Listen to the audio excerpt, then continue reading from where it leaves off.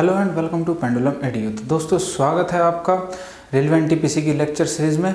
तो आज का जो हमारा सेशन होने वाला है दोस्तों, जो हमने आपको लास्ट लेक्चर में बताया था कि आज हम डिस्कस करेंगे अपने एनटीपीसी प्रीवियस ईयर में आए हुए क्वेश्चंस को कि आपके एनटीपीसी में किस टाइप के क्वेश्चन आपसे एग्जाम में पूछे जा सकते हैं या आने वाले एग्जाम में क्या क्या क्वेश्चन आपके नए नए पैटर्न पे बनाए जा सकते हैं। सभी क्वेश्चन को हम यहाँ बेसिक से डिस्कस करेंगे और बिल्कुल आपको बताएंगे हर मेथड से कि आप उसे कैसे शॉर्ट मेथड से या अपने सॉलिड वाले मेथड से कैसे बड़ी आसानी से कर सकते थे, अपना टाइम बचा सकते थे एग्जाम में, और वो टाइम बचा के आप अपने दूसरे क्वेश्चनों पर लगा सकते थे। तो चलिए दोस्तों शुरू करते हैं हमारी लेक्चर सीरीज का।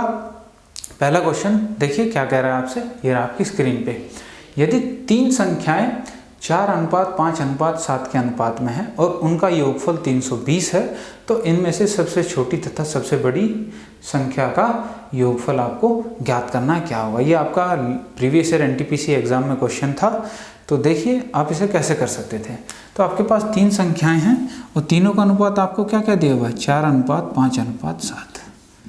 ये आपके पास तीन संख्याएं थी और आपसे कहा गया कि इनका योग 320 है। इनका योग जो दिया है आपको वो दिया है 320। अब सबसे पहले बेसिक से आप कैसे करेंगे इसे कि आपने मान लिया कि आपने माना संख्याएं क्या हैं, माना संख्याएं क्या हो जाएंगी आपके पास 4x 5x और 7x। ये क्या हो जाएंगी आपके पास संख्याएं हो जाएंगी। पहली संख्या 4x, दूसरी 5, तीसरी 7। इन तीनों का आपका योग दिया है यानी कि 4x + 5x + 7x, यहाँ से आपको दिया है 320। तो 7 5 12 और 4 16, 16x कितना हो जाएगा 320। x की वैल्यू आपको यहाँ से पता चल गई, 16 दूनी 32 20, यानी x की वैल्यू कितनी आ गई 20 आ गई। आपसे पूछा क्या है, सबसे छोटी तथा सबसे बड़ी संख्या का योगफल आपसे पूछा है। तो सबसे छोटी संख्या आपके पास 4x है और सबसे बड़ी 7x है। तो आपसे पूछा गया 4x + 7x कितना हो जाएगा 11x। x की वैल्यू आपको पता है कितनी निकाली है आपने 20, तो 11 दूनी 22। क्या हो जाएगा आपका आंसर 220। ये आपका आंसर हो जाना था इस क्वेश्चन का। या आप इसे ऐसे भी कर सकते थे, शॉर्ट में करना है आपको, टाइम बचाना है बिल्कुल। आपको पता है कि 4 5 7 तीन संख्याओं का अनुपात आपको दिया हुआ है। जब ये आपको संख्याओं का अनुपात दिया तो आप कह सकते हो कि संख्या 4 5 और 7 होगी। तो आप यहाँ से कह सकते हो कि टोटल की अगर मैं बात करूँ 4 5 और 7 कितनी 16, ये 16 यूनिट होंगी संख्याओं की कुल मिला के। और ये 16 यूनिट की संख्या आपको दी हुई थी कितनी 320। अगर आपको 16 यूनिट की वैल्यू आपको 320 दी है तो 1 यूनिट की वैल्यू कितनी हो जाएगी 20 हो जाएगी।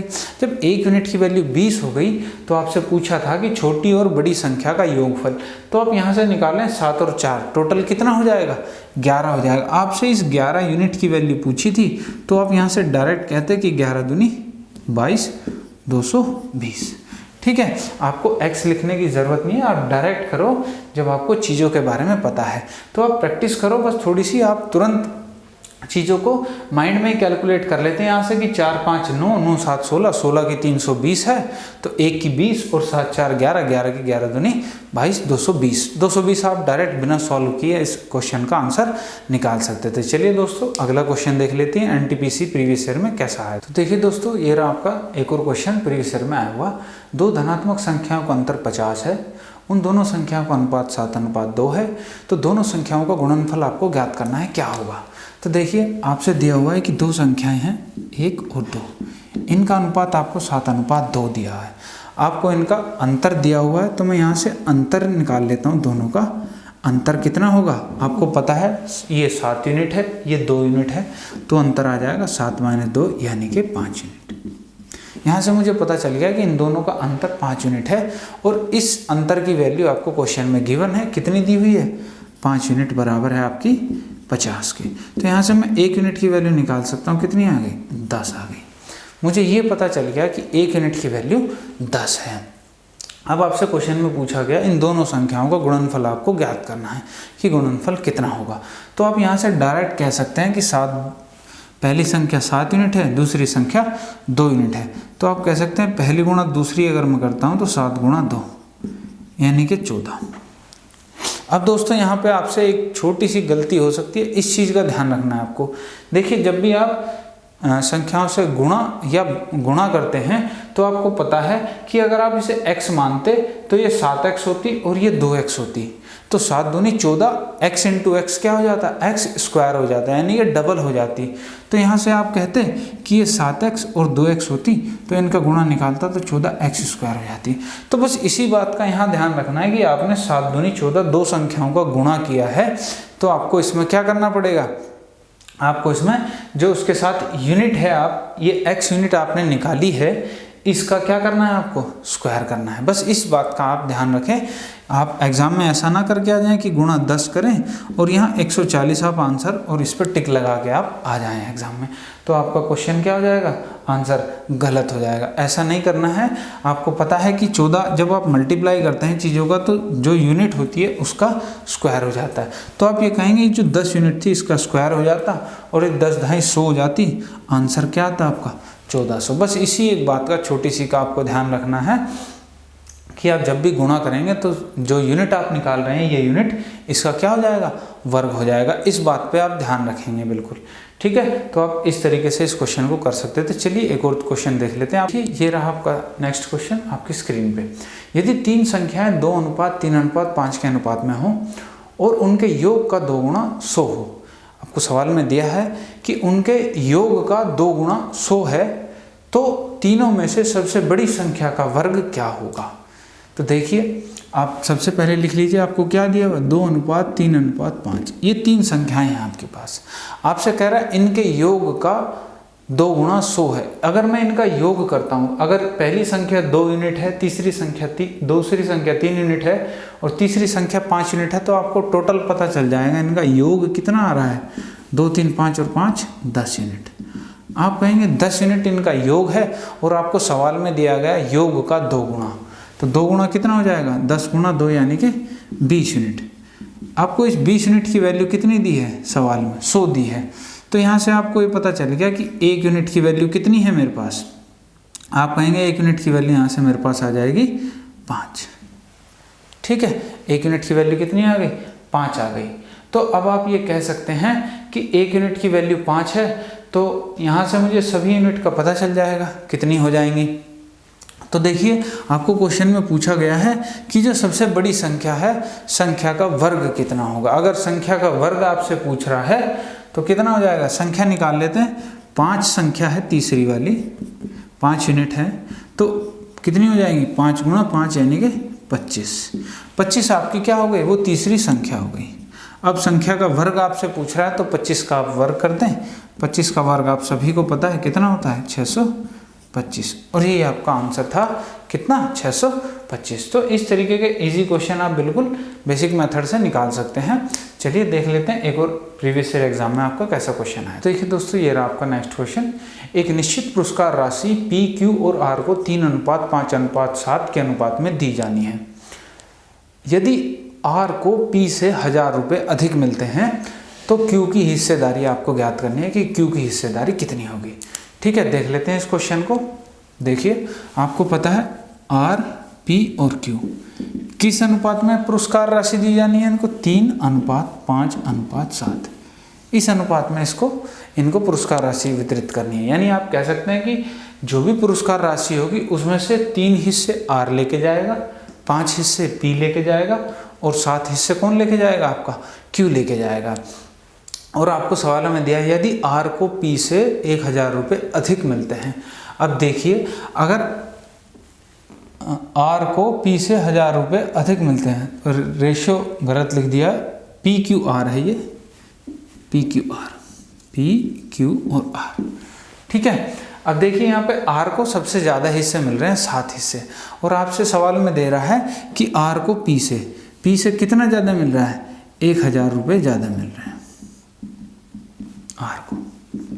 तो यहाँ से भी आपको दिख रहा है कि P को 3 हिस्से हैं, R को 7 हिस्से हैं, तो आप कह सकते हो 4 यूनिट ज़्यादा मिल रही है, ज़्यादा मिली किसे, R को P से। क्योंकि ये 4 यूनिट ज़्यादा मिल रही है तो इस 4 यूनिट की वैल्यू आपको क्वेश्चन में दी हुई है कितनी, 1000 रुपये। तो 4 यूनिट की वैल्यू आपको पता चल गई यहाँ से 1000 रुपये। तो 1 यूनिट की वैल्यू नहीं पता चल जाएगी यहाँ से 250 रुपये।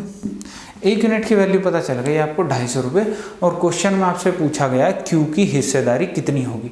तो आप देख रहे हैं क्यू को कितने हिस्से मिल रहे हैं, 5 हिस्से, यानी कि 5 यूनिट। तो आपको इस 5 यूनिट की वैल्यू पता करनी है। 5 यूनिट की वैल्यू कितनी हो जाएगी, 5 गुणा 250 यानी कि 1250, और यही आपका आंसर था इस क्वेश्चन का, 1250 रुपये। ठीक है, बस आप प्रैक्टिस करें, आप बिल्कुल इजीली मेंटली निकाल सकते हैं ऐसे क्वेश्चनों को। बिल्कुल भी आपका 5 से 10 सेकंड भी नहीं लगनी है आपको।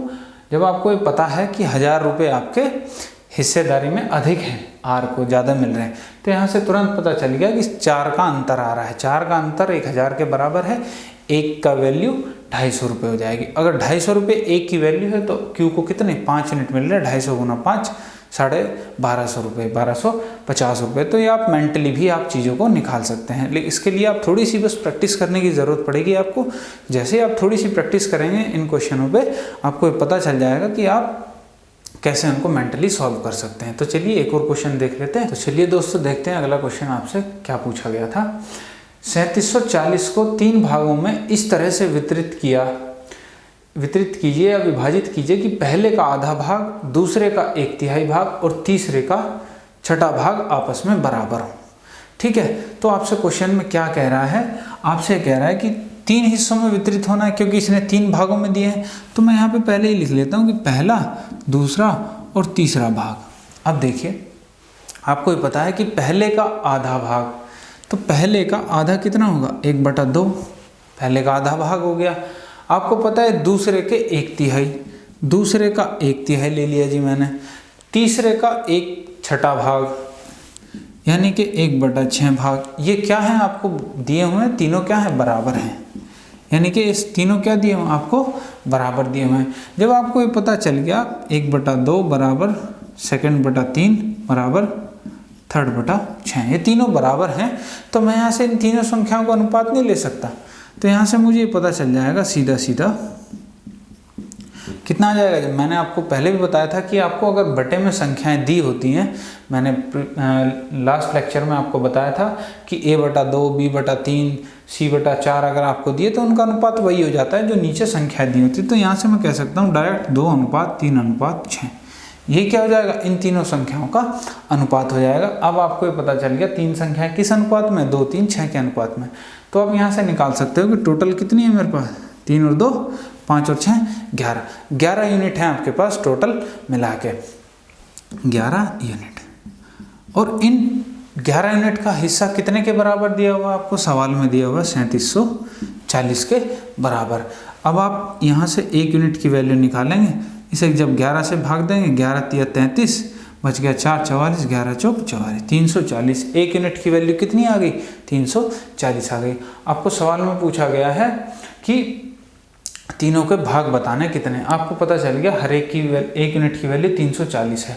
तो आप कह सकते हैं पहली कितनी हो जाएगी, आपको पता है इसकी वैल्यू 2 यूनिट है, तो 2 गुना 340, तो 34 दूनी 68, 680। दूसरी कितनी यूनिट है, 3 यूनिट है, 3 गुना 340। अब आप इसमें 340 जोड़ दो, 2 और 6 3 9 1 10, 1020। ऐसी थर्ड आपको पता है कितनी है, 6 यूनिट है, 6 गुना 340 कर दीजिए। जब 6 गुना 340 करेंगे, 6 चौक 24 और 6 3 18, 2040। ये आपकी संख्या हो जाएंगी तीनों, और ये आपसे एग्जाम में पूछा गया था कि तीनों संख्याएं कितनी हैं या किस तरह से 3740 को तीनों संख्याओं में बांटा गया है। चलिए एक और क्वेश्चन देख लेते हैं प्रीवियस ईयर में आया हुआ। तो देखिए दोस्तों, ये आपका क्वेश्चन पूछा गया था एग्जाम में, 3.6, 6.9 तथा 11.4 का चतुर्थानुपात आपको ज्ञात करना था, यानी कि 4th प्रोपोर्शनल आपको ज्ञात करना था। मैंने आपको बताया था कि 4th प्रोपोर्शन जो भी संख्या आपको ज्ञात करनी है, अगर आपको याद नहीं रहता है तो आप उसे x मान के अपना मेथड इस्तेमाल करें। जो आपको पता है कि चारों संख्याएं समानुपात में होती है, तो आपको क्या क्या संख्याएं दी हैं, आपको दिया 3.6, 6.9 और 11.4। आपको चौथी निकालनी है, यानी कि आपको चौथी वैल्यू निकालनी है x। तो जब आपको पता है 4th प्रोपोर्शन निकालने के लिए, आपको पता है मैंने बताया था इनका अनुपात इन दोनों के अनुपात के बराबर होगा, क्योंकि ये संख्या क्या होती हैं, समानुपाती होती हैं। या आप ये कह सकते हो डायरेक्ट बाहर की संख्या की आपस में गुना और अंदर अंदर की संख्या की आपस में गुणा, तब भी बराबर ही आएंगी चीज़ें। देख लेते हैं, दोनों तरीके से देख लेते हैं। सबसे पहले इन दोनों का अनुपात देख लेते हैं। आप कहेंगे 3.6 अनुपात 6.9 किसके बराबर होगा? 11.4 अनुपात x के बराबर होगा। एक तो ये तरीका है, ठीक है। तो आप लिखेंगे 3.6 बटे 6.9 बराबर 11.4 बटे x। ये पॉइंट से आपका ये पॉइंट कट जाएगा। आप इसे काटते हैं 3 से, 12 तिया 36, 3 से 3 दूनी 6 और 3 तिया 9 23, ठीक है। अब यहाँ से x को इधर ले आइए, 23 को इधर ले जाइए, तो ये हो जाएगा 12x बराबर 11.4 गुणा 23। तो यहाँ से x की वैल्यू क्या आ जाएगी? 11.4 गुणा 23 बटे 12, ये आ गई। अब आप इसे काटें तो कितना आ जाएगा? 12 से 2 से काट लेते, 2 6 12, 2 पंजे 10 और 2 सते 14, तो 5.7 और 23, इसको 6 से डिवाइड करना तो पॉइंटों में आ जाएगा। आंसर आपसे पॉइंटों में पूछा गया है, तो 57 और 23 की गुणा कर लेते हैं। तो 57 और 23 की गुणा करने के लिए वही जो मैंने आपको तरीका बताया हुआ है कि दो संख्याओं की गुणा करनी है। 7 तिया 21 हासिल 2, 5 तिया 15, 7 दूनी 14, इनको जोड़ लीजिए, 15 और 14 हो जाएंगे 29 और 2 31, 31 का 1 हासिल 3, 5 दूनी 10 और 3 13, कितना आ गया? 1311, यानी कि 1311 आ गया। एक पॉइंट लगा हुआ है यहाँ पे, तो एक पॉइंट यहाँ लगा दीजिए और बटे 6 से डिवाइड कर लीजिए, कितना आ जाएगा? 6 दूनी 12, बच गया 1 11, 6 कम 6, बच गए 5 51 और 6 8 48, और एक ही पॉइंट में आपसे पूछा गया है, तो आंसर क्या हो गया? 21.8 और बच गया 30, और ये हो जाएगा 6 पंजे 30, यानी 21.85, यानी आप कह सकते हो 21.9। और ये आपका आंसर दिया हुआ है कि कितना हो गया? 21.9, चतुर्थानुपात आ गया इस क्वेश्चन का 21.9। या आप इसे डायरेक्ट ऐसे करते हैं कि बाहर वाली संख्याओं का गुणा 3.6 गुणा x बराबर किसके होगा? 6.9 गुणा 11.4 के बराबर होगा। तो x की वैल्यू यहाँ से डायरेक्ट लिखते हैं आप 6.9 गुणा 11.4 बटे 3.6, और जब इसे आप काटोगे तो यही आंसर आना है आपका 21.85, यानी कि आप इसे कह सकते हो 21.9, ठीक है। तो आप इस तरीके से भी आप इसे कर सकते हैं। तो चलिए दोस्तों, एक क्वेश्चन और देख लेते हैं, आपका प्रीवियस ईयर में है। देखिए दोस्तों, अगला क्वेश्चन है आपका आपकी स्क्रीन पे। 5 पैसे और 10 पैसे के कुल 90 सिक्के हैं आपके पास। सभी सिक्कों का मूल्य 7 रुपये है। तो इनमें 5 पैसे के कितने सिक्के हैं, ये आपसे क्वेश्चन पूछा गया है। देखिए, आपके पास एक थैला है, थैले में आपके पास 5 पैसे और 10 पैसे के सिक्के पड़े हुए हैं। तो अगर उन सिक्कों को अगर गिनते हो आप, कुल मिलाकर आपको रुपए कितने मिल रहे हैं? 7 रुपये मिल रहे हैं। तो आपको सिक्कों की संख्या बतानी है, क्या होगी? 5 सिक्कों की। तो देखिए, अगर मैं आपसे कहूँ 5 पैसे और 10 पैसे, ये आपको क्या दिया हुआ है? सिक्के दिए हुए हैं कि इतने सिक्के आपके पास थैले में पड़े हुए हैं, और इनका कुल मूल्य है आपके पास, कुल कितने हैं ये? 7 रुपये। अब ये क्वेश्चन आप 2 तरीके से कर सकते हो, इसमें एलिगेशन भी लगा सकते हो और बिल्कुल आप बेसिक वाले मेथड से भी आप इसे कर सकते हो। देखिए, पहले बेसिक से देख लेते हैं, इसे बेसिक से कैसे करेंगे। देखिए, आपको ये पता है कि मैं मान लूँ कि 5 पैसे के x सिक्के हैं मेरे पास थैले में, और 10 पैसे के मैं मान लेता हूँ y सिक्के हैं। ये क्वेश्चन हो गया आपके पास। अब देखिए, आपको पता है अगर 5 पैसे के आपके पास x सिक्के हैं तो 5 गुणा x उनके टोटल रुपए हो जाएंगे कि कितने रुपए हैं मेरे पास 5 पैसों के।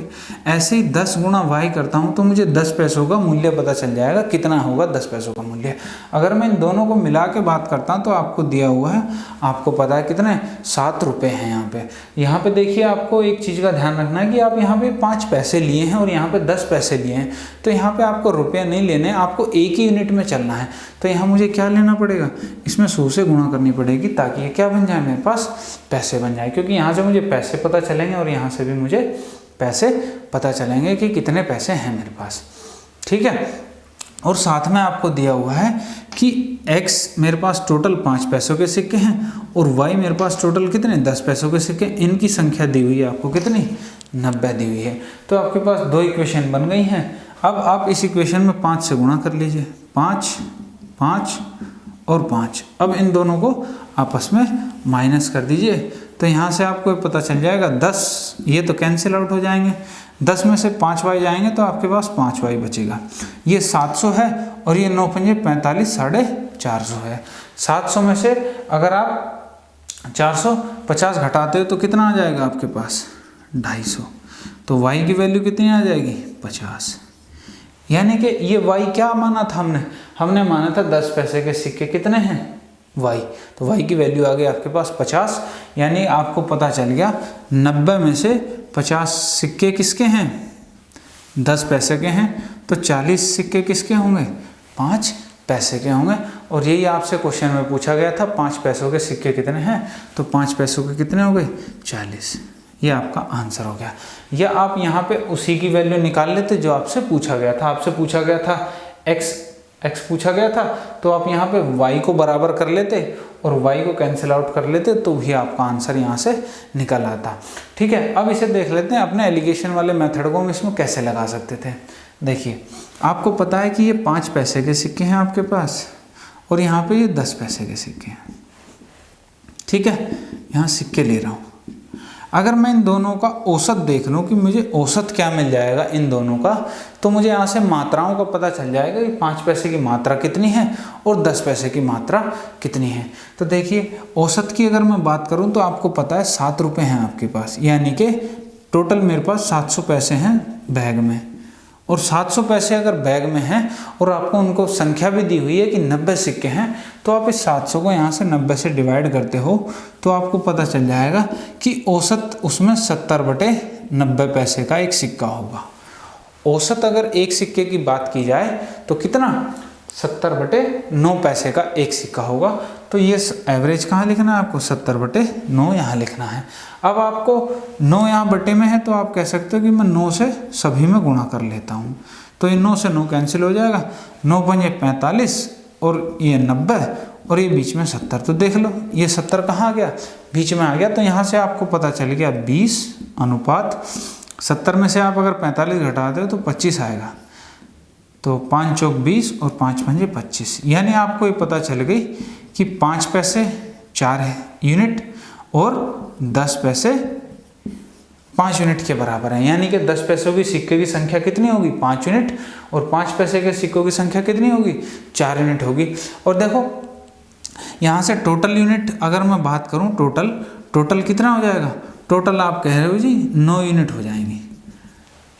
टोटल सिक्के कितने हैं, 9 यूनिट है। लेकिन आपको सवाल में टोटल सिक्के दिया हुआ है, कितने सिक्के थे आपके पास, 90। जब 90 सिक्के टोटल दिया हुआ है आपको और टोटल यूनिट पता चल गई 9, तो 9 बराबर कितने के हो गया, 90 सिक्कों के बराबर हो गया। तो 1 यूनिट की वैल्यू कितनी हो जाएगी, 9 से डिवाइड करोगे 10 सिक्के, तो 1 यूनिट की वैल्यू हो गई आपके पास 10 सिक्के। तो यहाँ से आप बड़ी आसानी से बता सकते हो 4 यूनिट की वैल्यू कितनी हो जाएगी, 10 चौक 40। तो 40 सिक्के किसके हैं, 5 पैसे के। अगर आपसे 10 पैसे के पूछा जाए तो 5 गुणा 10 90 से 50 सिक्के। ये आप दोनों आंसर यहाँ से निकाल सकते थे। इसे एलिगेशन मेथड भी लगा के आप बड़ी आसानी से सॉल्व कर लेते। तो चलिए एक क्वेश्चन और देख लेते हैं कि सिक्कों पर आधारित एक क्वेश्चन और एग्जाम में आपका कैसा पूछा। देखिए दोस्तों, सिक्कों पर आधारित एक और क्वेश्चन एग्जाम में कैसा पूछा गया था, स्क्रीन पे एक बैग में 25 पैसे, 10 पैसे और 5 पैसे के सिक्के 1:2:3 के अनुपात में है। यानी यहाँ पे ये आपको अनुपात किस चीज़ का दिया है, ये अनुपात आपको सिक्कों का दिया है कि सिक्के, अगर 25 पैसे के सिक्कों की बात करता हूँ तो 1 हिस्सा होगा, 10 पैसे के सिक्कों के 2 हिस्से होंगे और 5 पैसे के सिक्कों के 3 हिस्से होंगे। यदि इनका कुल मूल्य आपको 180 रुपये हो तो उनमें 10 पैसे के सिक्के कितने होंगे ये आपको बताना है। तो चलिए देखिए कैसे कर सकते थे आप इसे, अपने सीधा मेथड पे चलते हैं। तो यहाँ पे आप सबसे पहले लिख लीजिए 25 पैसे, 10 पैसे और 5 पैसे। ठीक है, इनका अनुपात दिया हुआ, आपको संख्या का अनुपात दिया है, क्योंकि सिक्के दिए हुआ तो संख्या का अनुपात कितना है, 1:2:3। यानी यहाँ से आप इस बात को समझिए कि 25 पैसे का तो 1 सिक्का होगा थैले में, 10 पैसे के 2 सिक्के होंगे थैले में और 5 पैसे के 3 सिक्के होंगे थैले में। ये संख्याओं का अनुपात है। ओरिजिनल तो कुछ और होगा, लेकिन अनुपात पता है कि एक हिस्सा 25 पैसों का होगा, 2 हिस्से 10 पैसों के और 3 हिस्से 5 पैसों के। और इनका कुल मूल्य भी आपको दिया है। कुल मूल्य कितना है? कुल मूल्य आपको 180 रुपये दिया हुआ कि थैले में मेरे पास कितना है? 180 रुपये होंगे। अब देखिए, ये मुझे संख्या का अनुपात दिया है कि सिक्के इस अनुपात में, अगर यहाँ से मैं इनके मूल्य का अनुपात निकाल लूँ सिक्कों के, तो मुझे यहाँ मूल्य ही दिया हुआ है कितना है, तो मैं बड़ी आसानी हो जाएगी क्वेश्चन को सॉल्व करने में। तो देखिए, मूल्य कैसे निकालूंगा? मूल्य आपको पता है कि 25 पैसे का अगर एक सिक्का है, अगर 25 पैसे का एक सिक्का है तो उसका मूल्य कितना हो जाएगा? आप कहोगे जी 25 गुणा 1। जब एक ही सिक्का है तो 25 गुणा 1 पैसे हो जाएगा उसका मूल्य। ऐसे ही आप कह रहे हो कि 10 पैसे के 2 सिक्के हैं तो इनका मूल्य कितना हो जाएगा? 10 गुणा 2 पैसे, यही तो हो जाएगा। आप कह रहे हो 5 पैसे के 3 सिक्के हैं तो 5 गुणा 3 पैसे, ये कुल मूल्य हो जाएगा इनका। तो आप यहाँ से देखोगे तो 25 पैसे, 20 पैसे और 15 पैसे, ये इनके क्या आ गया? ये मूल्य का अनुपात आ गया कि भाई 25 पैसे, 20 पैसे और 15 पैसे इनके मूल्य का अनुपात होगा। अब मैंने मूल्य का अनुपात किस चीज़ में निकाला है? पैसे में। तो बस इसी चीज़ का आपको ध्यान रखना है कि यहाँ पे आपको कुल मूल्य रुपए में दिया है, तो आप इसे कन्वर्ट करके किस चीज़ में कर लें? पैसों में कन्वर्ट कर लें, तो आपको ये पता चल जाएगा। पैसों में करना है तो गुणा 100 कर दूंगा, तो 18,000 पैसे हैं आपके पास टोटल थैले में, और इसमें से इनका अनुपात है ये। तो टोटल अनुपात ये है। तो यहाँ देखिए, अगर कुछ कटता है तो आप काट दीजिए, 5 से कट जाएगा, 5 पंजे 25, 5 चौक 20 और 5 तिये 15। क्या है? 5:4:3। अगर मैं टोटल की बात करता हूँ तो 5 और 4 9 और 3 12 यूनिट है आपके पास कुल मूल्य। अगर कुल मूल्य आपके पास 12 यूनिट है और इसकी वैल्यू आपको क्वेश्चन में दी है कितनी? 18,000। तो 1 यूनिट की वैल्यू आप निकाल सकते हैं यहाँ से, 18,000 बटे 12। 12 से आप इसे डिवाइड कर लो, 12 एकम 12 और 12 पंजे 60, 1500। ये क्या आ गई आपके पास? ये आ गई आपके पास 1 यूनिट की वैल्यू कितनी है? 1500। ये 1500 क्या है? ये आपके पास पैसे आए हैं, क्योंकि आपने यहाँ क्या निकाला है? पैसों की वैल्यू निकाली है मूल्य का अनुपात से पैसों का।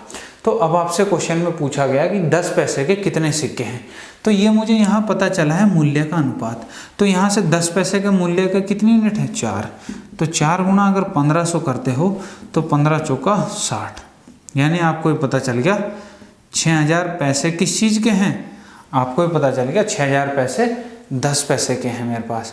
अगर 10 पैसे के 6000 पैसे हैं तो संख्या कितनी हो जाएगी इनकी? तो संख्या हो जाएगी 6000 बटे 10, क्योंकि एक सिक्का 10 पैसे का होगा। तो आपको पता चल जाएगा 10 पैसे के कितने सिक्के होंगे? 600 सिक्के। और ये आपका इस क्वेश्चन का आंसर था कि कितने सिक्के होने चाहिए? 600 सिक्के होंगे 10 पैसों के। तो चलिए दोस्तों, एक और क्वेश्चन देख लेते हैं इस पर। एनटीपीसी में प्रीवियस ईयर के एग्जाम में क्या आपसे क्वेश्चन पूछा गया। तो देखिए दोस्तों, नेक्स्ट क्वेश्चन आपका प्रीवियस ईयर का क्या आया था एग्जाम में? 2 संख्याओं का अनुपात 2:3 है। यदि दोनों संख्याओं में से 12 घटा दिया जाए तो अनुपात 5:8 हो जाता है। तो आपको संख्याएं ज्ञात करनी है। संख्याएं क्या होंगी? देखिए, इसे कैसे करना है। 2 संख्याएं आपके पास, आप कह रहे हो कि पहली और दूसरी 2 संख्याएं हैं, इनका अनुपात पहले था 2:3 और बाद में ये था पहले। और अगर मैं बाद की बात करूं, 12 घटा दिया मैंने दोनों संख्याओं में से, तो अब मेरा अनुपात हो गया 5:8 12 घटाने के बाद। तो देखिए, सबसे पहले तो इसे देख लेते हैं बेसिक से आप इसे कैसे करते हैं। तो मैंने मान लिया कि पहली संख्या मेरी क्या होगी? आप कहोगे जी 2x होगी, और दूसरी संख्या क्या हो जाएगी जी? 3x हो जाएगी। जब अनुपात दे रखा है तो 2x और 3x आपकी पहली और दूसरी संख्या हो गई। अब आपसे सवाल में कह रहा है कि 2x में से मैंने 12 घटाया और 3x में से भी मैंने 12 घटाया, और इनका अनुपात क्या हो गया? 5:8 हो गया। तो ये आपकी एक इक्वेशन बन जाएगी क्वेश्चन की, और ये आपको यहाँ से सॉल्व करोगे तो x की वैल्यू मिल जाएगी। तो मैं इसे यहाँ ले आता हूँ और इसे यहाँ भेज देता हूँ। तो 8 की गुणा करूँगा तो 16x - 12 × 96 बराबर 5 × 15x - 12 × 60। ये इक्वेशन बन गई। 15x को इधर ले आओ, 96 को उधर ले जाओ, तो यहाँ से आ गया x, 16 में से 15 गए 1 और ये x, 96 इधर जाके प्लस का हो जाएगा तो 90 में से 60 जाएंगे, आपको मिल जाएगा 36। यानी x की वैल्यू कितनी आ गई आपके पास, 36 आ गई। अब देखिए ये आ गया आपके पास x की वैल्यू, तो यहाँ से आपको ये पता चल जाएगी पहली संख्या और मेरी दूसरी संख्या कितनी थी। तो पहली संख्या आपके पास 2x यानी 2 गुणा 36, यानी पहली संख्या तो आ गई आपके पास 72 और दूसरी संख्या क्या है 3x, तो 3 गुणा 36 108। ये आ गई आपके पास आपकी दूसरी संख्या। ये तो था इसे करने का बेसिक तरीका कि आप इसे बेसिक मेथड से कैसे कर सकते थे x मान के। अब हम अपने वाला मेथड देख लेते हैं जो मैंने आपको बताया था कि आपको कैसे करना है। देखिए मैंने आपको बताया था जब अनुपात पढ़ाया था कि जब भी आपको ये दिया हो कि दोनों में से बराबर की संख्याएं घट रही हैं, दोनों में से समान संख्याएं घटती हैं, तो मैंने आपको बताया था 2:3 5:8। जब आपको कि दोनों में से बराबर 12 इसमें से घट रही है, 12 इसमें से घट रही है। एक तो मैंने मेथड आपको बताया था कि आप इनकी मल्टीप्लाई इसके साथ, इसकी मल्टीप्लाई इसके साथ, और यहाँ से जो संख्याओं का अंतर आता है वो नीचे वाली संख्याओं के अंतर के बराबर होता है। वो तो सभी में लगता है, लेकिन मैंने एक मेथड और बताया था आपको जहाँ पे आपको चीज़ें दोनों में से अगर बराबर चीज़ें घट रही हैं, तो मैं यहाँ पे उसी मेथड का इस्तेमाल करके आपको बता रहा हूँ कि आप यहाँ पे देखो कि 3 और 8 और 2 और 5 के बीच मुझे अंतर देखना है सबसे पहला, क्योंकि दोनों में से बराबर की चीज़ घट रही है, तो मैं यहाँ दोनों में से अंतर देख लेता हूँ। यहाँ तो मुझे अंतर मिल रहा है 5 का और यहाँ मुझे अंतर मिल रहा है 3 का। तो आप ये कह सकते हो कि यहाँ से दोनों का अंतर क्या है, बराबर नहीं है, कि यहाँ पे तो 5 है और यहाँ पे 3 है, लेकिन मैं दोनों में से क्या बराबर चीज़ें घटा रहा हूँ। दोनों में से मैंने 12 घटा दिया है, तो दोनों में से अंतर भी क्या होना चाहिए था, बराबर होना चाहिए था। अगर अंतर बराबर होना चाहिए था तो बस एक ही काम करना है, आपको इस अंतर को बराबर करना है। और इस अंतर को बराबर करने के लिए मैंने आपको बताया था कि 2 3 है और 5 8 है। तो आप क्या कीजिए, इन दोनों का अंतर देखिए कितना आ रहा है 1, इन दोनों का अंतर देखिए कितना आ रहा है 3। इस 3 से तो ऊपर गुणा कर दीजिए और इस 1 से नीचे गुणा कर लीजिए। तो यहाँ से नया जो अनुपात मिलेगा आपको मिल जाएगा 3 दूनी 6 और 3 तिया 9, और 1 से गुणा करोगे तो अनुपात नहीं बदलेगा। कितना आ जाएगा 6:9 और 5:8। ये आ गया आपका गुणा करने पे। अब देख सकते हो आप यहाँ 9 में से अगर 8 को घटाते हो तो आपको 1 मिलेगा, और 6 में से अगर 5 घटाते हो तो भी आपको क्या मिलेगा, 1 मिलेगा। तो अंतर दोनों को बराबर हो गया 1 यूनिट। अब ये जो अंतर दिया हुआ है आपको, इस अंतर की वैल्यू आपको दी हुई है सवाल में कितनी, 12 यूनिट। कि आप कितना घटा रहे हो, 12 घटा रहे हो। 1 यूनिट की वैल्यू कितने के बराबर है, 12 के बराबर है। तो जब 1 यूनिट की वैल्यू 12 है तो 6 यूनिट की वैल्यू आप नहीं बता सकते, 12 6 72, और 9 यूनिट की वैल्यू 12 9 108। और यही हमने यहाँ से निकाला है इतना लंबा प्रोसेस करके कि चीज़ें क्या होंगी। ठीक है, अगर आप कहते हो तो मैं इस मेथड से भी आपको एक बार करके दिखा देता हूँ कि इस मेथड से आपको कैसे करना था। आपको दिया हुआ संख्याएं 2:3 के अनुपात में है, कितनी हो जाती हैं, 5 8 के अनुपात में ही हो जाती हैं। क्या घटाने के बाद, 12 घटाने के बाद।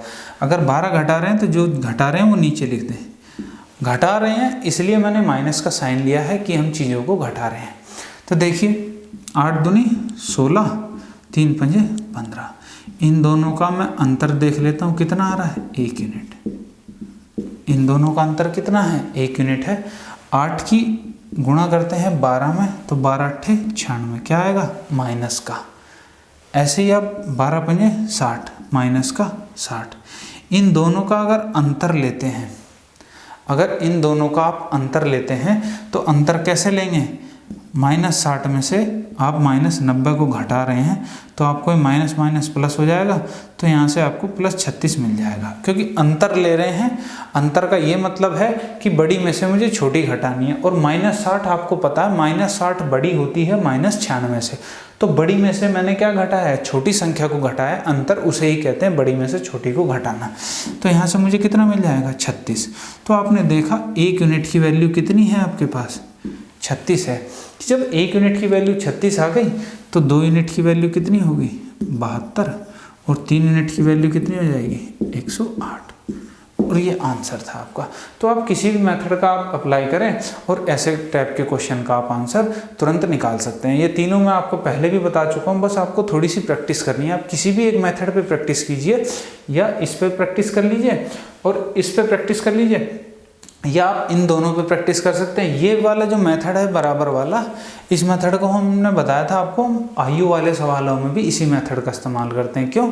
क्योंकि आयु वाले सवालों में भी क्या होता है कि दो अगर व्यक्ति हैं, उनकी एक की आयु अगर 10 साल है, एक की 15 साल है, तो आप कहते हैं 10 साल बाद क्या होगा। तो 10 साल बाद आप देखेंगे कि 10 से बढ़कर वो 20 का हो जाएगा और वो 15 से बढ़कर 25 का हो जाएगा। तो उसमें क्या होता है कि दोनों में बराबर चीज़ें जुड़ती हैं। तो 10 साल ही वो बड़ा होता है, 10 साल ही वो बड़ा होता है। तो उस ऐसे क्वेश्चनों में, आयु वाले क्वेश्चनों में इस मेथड का इस्तेमाल बहुत अच्छे से कर पाएंगे और बिल्कुल आप इजीली क्वेश्चन निकाल पाएंगे। ये भी कर सकते हैं, ये भी सेम वही मेथड है आपका।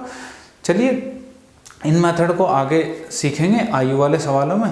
अभी देख लेते हैं हमारा प्रीवियस ईयर में आया हुआ एक और क्वेश्चन कि आपका रेशियो प्रोपोर्शन से मिक्सचर से क्या क्वेश्चन आया था। देखिए दोस्तों, ये रहा आपका क्वेश्चन आपकी स्क्रीन पे कि एनटीपीसी में मिक्सचर वाले टॉपिक से आपका क्या क्वेश्चन आया था। गुणवत्ता ए और बी वाले चावल, दो चावल हैं जिनकी गुणवत्ता ए है और बी है, उनका मूल्य क्रम से 35 रुपये और 65 रुपये प्रति किलो है, को मिश्रित किया जाता है और प्राप्त मिश्रण का नया औसत मूल्य कितना हो जाता है, 50 रुपये प्रति किलो हो जाता है। तो मिश्रण में ए और बी की मात्रा का आपको अनुपात ज्ञात करना है कि ए और बी की मात्रा का अनुपात आपका क्या होगा। चलिए इस क्वेश्चन को पहले तो बेसिक से देख लेते हैं कि आप बेसिक से कैसे कर सकते थे, फिर अपने एलिगेशन वाले मेथड पे चलेंगे कि एलिगेशन वाले मेथड से कैसे हम इस क्वेश्चन को बड़ी आसानी से कुछ ही सेकंड्स में कर लेते हैं। चलिए देखिए, आपको पता है कि ए है गुणवत्ता और एक बी है। यहाँ से आपको ये पता चल गया, ये तो 35 रुपये प्रति किलो है और ये है आपका 65 रुपये प्रति केजी। आपने इन दोनों को मिक्स किया है और जो तीसरा बनाया है वो बनाया है 50 रुपये प्रति केजी। तो आपसे ये पूछा गया है कि ए और बी की मात्रा का अनुपात आपको ज्ञात करना है, क्या होगा। तो चलिए मैं यहाँ से कह देता हूँ कि x और y क्या मात्राएं हैं आपके पास, x और y मात्राएं हैं। ठीक है, अगर x और y मात्राएं हैं तो आप कहेंगे क्या हो जाएगा, टोटल वैल्यू कितनी हो जाएगी ए गुणवत्ता वाले चावलों की 35 गुणा जितनी क्वांटिटी होती है आपके पास x। ये क्या हो गया, इसका कुल मूल्य हो गया ए गुणवत्ता वाले चावलों का। 35 रुपये प्रति केजी है और जितने केजी आपके चावल हैं। ऐसे ही आप वहाँ से कहोगे 65 रुपये प्रति किलो तो चावल हैं और चावल मैंने लिए हैं y केजी, इनकी मात्रा कितनी है x केजी और y केजी। यहाँ से ये कुल मूल्य पता चल गया 65 रुपये प्रति किलो वाले चावलों का। और ये आपको पता है कि जब आप दोनों चीज़ों को मिक्स कर रहे हो तो यही चीज़ मिल रही है और इतनी मात्रा इसके अंदर कितनी होगी, x प्लस y, यानी कि इसके अंदर x केजी भी होगा और साथ में y केजी भी होगा। तो आप इसे कह सकते हो 50 रुपये प्रति वाले किलो की मात्रा कितनी है, 50x प्लस y। तो आप यहाँ से कह सकते हैं 35x प्लस 65y बराबर 50x प्लस 50y। अब आप x को इधर ले आओ, y को इधर ले आओ, तो इधर ले जाओगे तो 50 में से गए 15x बराबर यहाँ पे 15y। तो आप कह सकते हो 15 से 15 कैंसिल हो गया, x अपॉन y आ गया, तो 1/1 यानी कि 1:1। तो इनकी मात्रा कितनी है, 1:1। यही आपका क्वेश्चन का आंसर था कि इनकी मात्रा कितनी हो जाएगी, 1:1 की मात्रा में वो मिलाए जाएंगे। तो देखिए ये तो था आपका बेसिक से करने का तरीका। अब एलिगेशन वाले अगर मेथड को आप अप्लाई करना चाहते हैं तो मैंने आपको बताया था कि जब भी दो चीज़ों को मिक्स करते हो और उनकी औसत की जो चीज़ होती है, औसत मूल्य ही तो दिया है, औसत मूल्य जब भी आप यहाँ लिखते हो तो आप जब बड़ी में से छोटी को और इसमें से आप छोटी चीज़ को घटाओगे तो आपको यहाँ पे इनकी मात्राओं का अनुपात मिलेगा। तो देखिए 65 में से अगर मैं 50 को घटाऊँ तो मुझे कितना मिलेगा, 15। ऐसे ही मैं 50 में से 35 को घटाता हूँ तब भी मुझे क्या मिलेगा, 15। अगर मैं इनका अनुपात देखता हूँ तो कितना हो जाएगा, 15 से 15 1:1। और यही आपका हमने बेसिक से निकाला है कि उनका अनुपात कितना हो जाएगा दोनों वाले चावलों का, यानी कि 1:1 की मात्रा में वो मिक्स किए जाएंगे। ये था आपका एलिगेशन का मेथड, सबसे बढ़िया मेथड। आप इसे लगाएं इस टाइप के क्वेश्चनों में और क्वेश्चन की प्रैक्टिस करें। देखिए मैं बार बार कह रहा हूँ आपसे कि आप क्वेश्चन की प्रैक्टिस कीजिए। जितना आप प्रैक्टिस करेंगे उतना ही आप चीज़ों को जल्दी पकड़ पाएंगे कि मुझे कौन सा मेथड इसमें अप्लाई करना है या किस तरीके से मैं इस क्वेश्चन को सॉल्व कर सकता हूँ। तो चलिए एक क्वेश्चन और देख लेते हैं NTPC एग्जाम में आया हुआ। तो देखिए दोस्तों, आपका नेक्स्ट क्वेश्चन क्या पूछा गया था एग्जाम में, ये रहा आपकी स्क्रीन पे। 20 लीटर तथा 36 लीटर के दो मिश्रणों में स्प्रिट और पानी का अनुपात आपको दिया हुआ है। कितना है? 20 लीटर में तो है 3:7 और 36 लीटर के जो मिश्रण था उसमें दिया है आपको P/Q। दोनों मिश्रणों को आपस में मिश्रित किया जाता है और नए मिश्रण में स्प्रिट और पानी का अनुपात 27:29 हो जाता है। तो आपको P/Q यहाँ पे ज्ञात करना है कि P/Q कितना हो जाएगा। देखिए ये थोड़ा सा अलग टाइप का क्वेश्चन आपसे पूछ लिया गया है। देखिए इसको तरीका वही है, आप चीज़ों को बस समझें कि आपको करना क्या। सबसे पहले तो आप देखें, लिखें। आपको पता है कि एक तो 20 लीटर का है आपके पास और एक है आपके पास 36 लीटर का। आप इसमें तो कह रहे हैं कि 3:7 है। क्या है मिश्रण? स्प्रिट और पानी, स्प्रिट और वाटर लिख लेता हूँ मैं, S1 और W1। ऐसे यहाँ पे S2 और W2 का अगर अनुपात देखूं तो कितना दिया है? P/Q दिया है। आपसे कहा गया कि आप इन दोनों को मिला रहे हो और मिलाने के बाद आपको स्प्रिट और वाटर तीसरे बर्तन में क्या मिल जाता है? 27:29। ये आपको अनुपात मिल जाता है। तो आपको P/Q ज्ञात करना है। P/Q क्या होगा?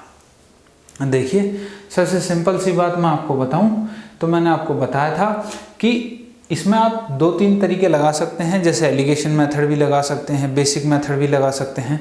तो सबसे पहले हम इसे देख लेते हैं बेसिक मेथड से। आप इसे कैसे करते हैं इस क्वेश्चन को, इस तरीके के क्वेश्चन को।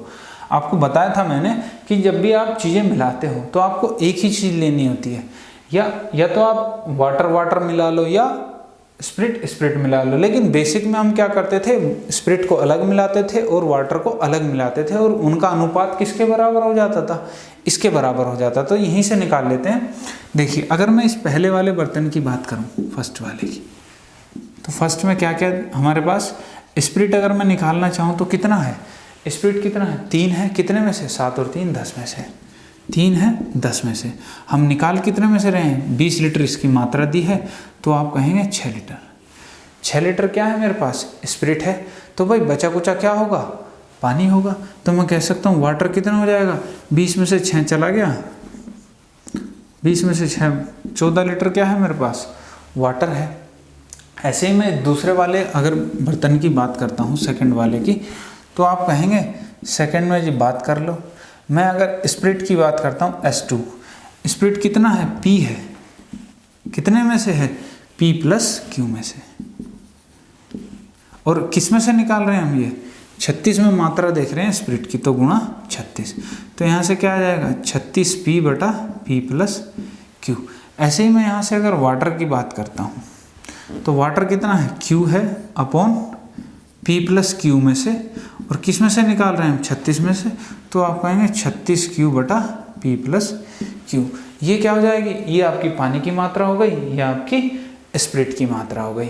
ठीक है। अब आपको पता है कि जब हम दोनों चीज़ों को मिक्स करते हैं तो स्प्रिट एक साथ मिलाएंगे और वाटर एक साथ मिलाएंगे। तो यहाँ से अगर आप देखें तो मैं स्प्रिट और स्प्रिट मिला लेता हूँ। 6 तो स्प्रिट पहले वाले में था, दूसरे में स्प्रिट है 36P/P+Q। ये तो आपने स्प्रिट मिला लिया। ये किस में हो जाएगा? तीसरे बर्तन में आपकी स्प्रिट की मात्रा हो जाएगी। ऐसे ही यहाँ से अगर मैं वाटर की मात्रा देखूँ तीसरे बर्तन में तो आप कहोगे 14 + 36Q/P+Q। और ये किसके बराबर दी हुई है आपको? ये आपको पता है 27:29 के, यानी कि ये 27 के और ये 29 के बराबर दी हुई है। या आप इसे यहाँ भी लिख सकते हैं 27 और 29। तो यहाँ से आपको ये चीज़ पता चलती है कि इसकी वैल्यू तो 27 के बराबर है, यानी कि इसका मान कितने यूनिट के? 27 यूनिट के बराबर है।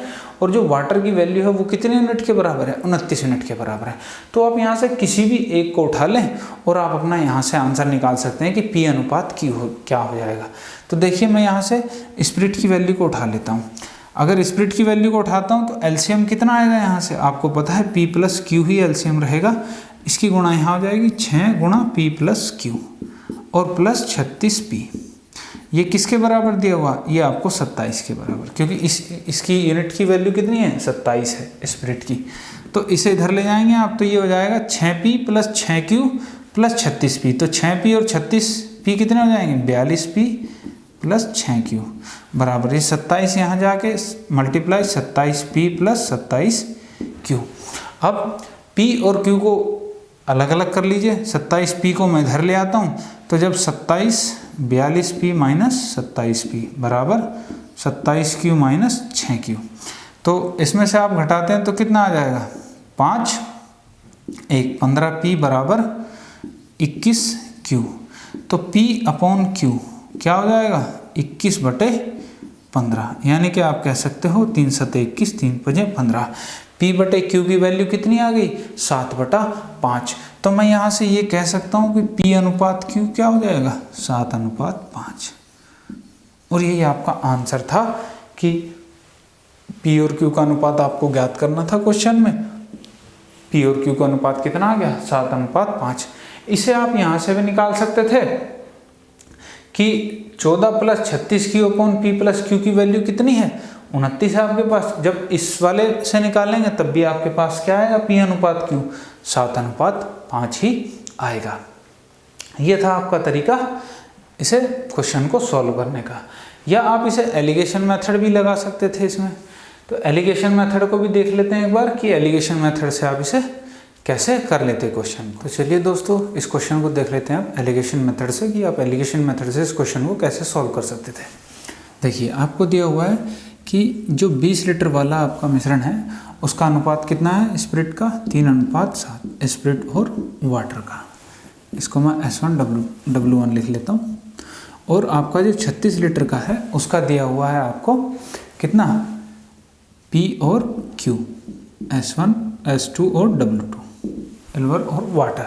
ठीक है, इसके बाद आपको दिया हुआ है कि इनको जब आपने मिक्स किया है कितना हो गया है, 27:29। ये S3 और W3 यानी स्प्रिट और वाटर का रेशियो कितना हो गया, 27 और 29।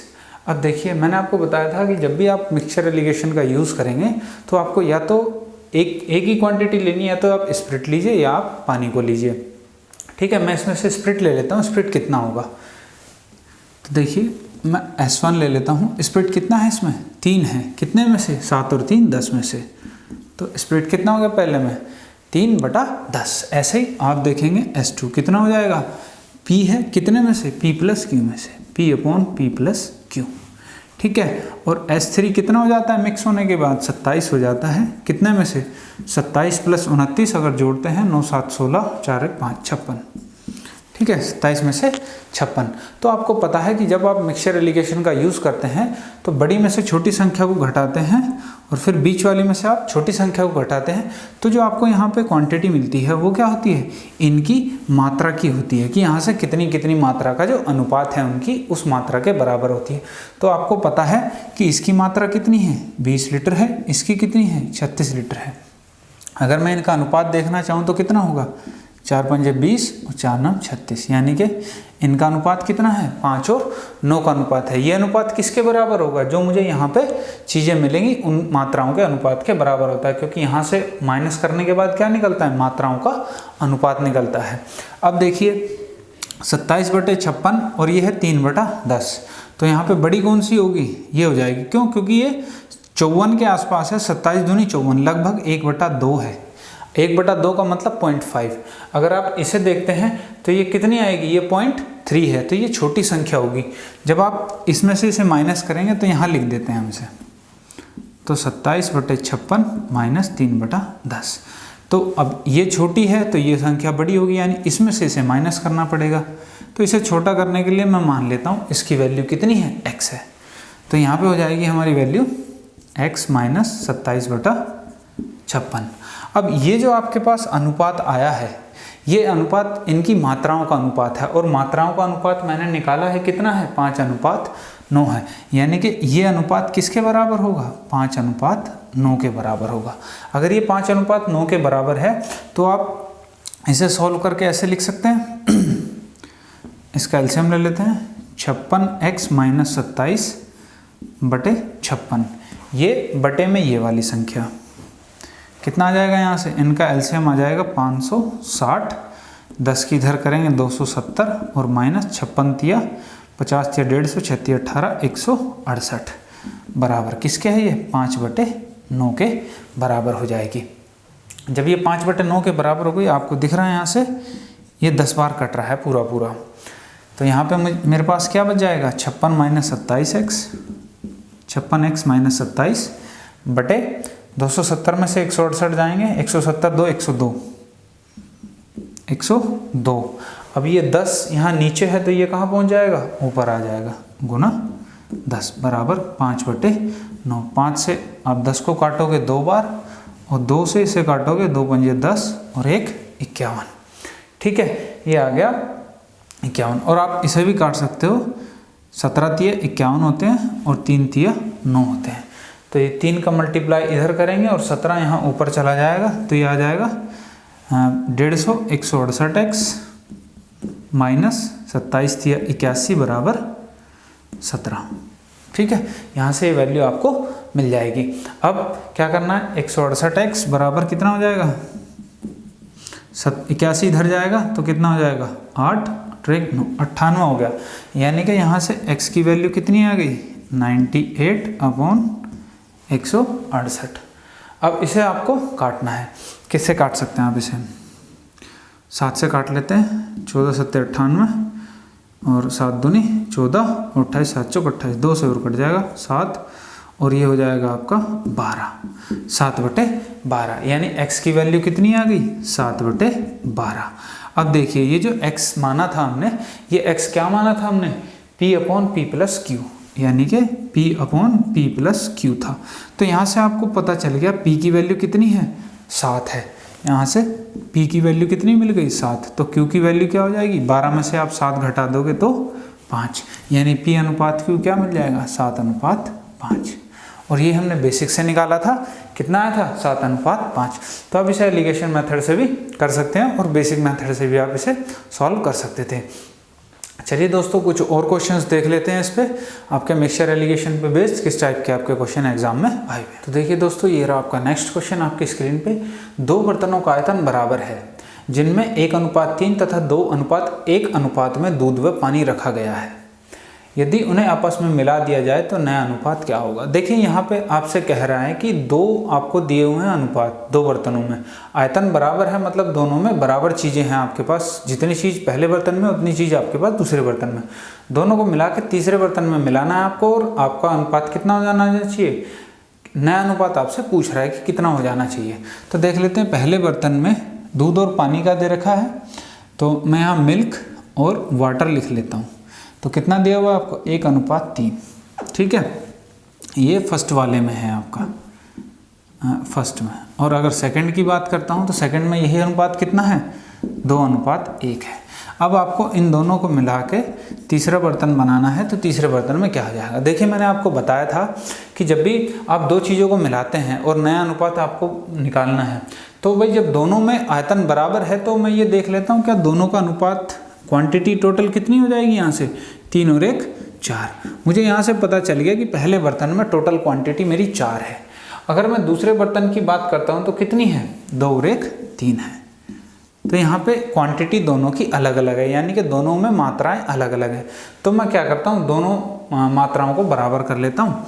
तो दोनों मात्राओं को बराबर करने के लिए क्या करना पड़ेगा, मुझे यहाँ 4 से 3 से एलसीएम ले लेते हैं, या ऊपर इसे यहाँ 3 से कर लेते हैं, यहाँ 4 से गुना कर लेते हैं।